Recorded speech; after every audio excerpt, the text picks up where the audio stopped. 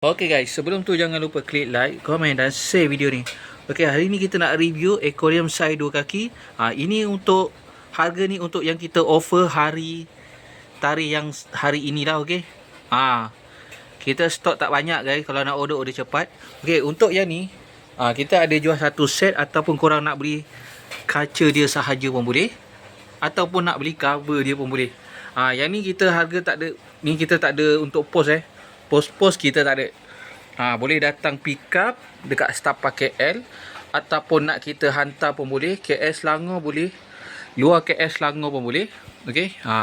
Kita review dia punya cover aquarium dulu. Okey. Cover aquarium ni kita nak offer RM80 sahaja. Okey. Ni bahagian depan dia. Okey, lampu LED termasuk sekali. Okey, bahagian depan ni untuk letak makanan, untuk tangkap ikan.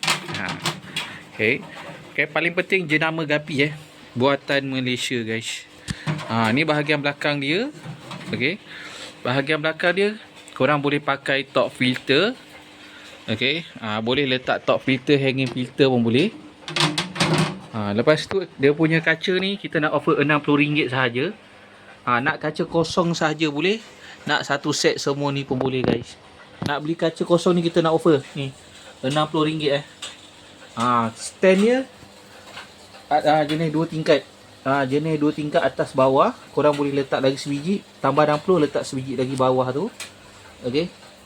Ni kita nak offer murah-murah juga, RM80 sahaja guys. Kalau berminat, WhatsApp kita segera guys.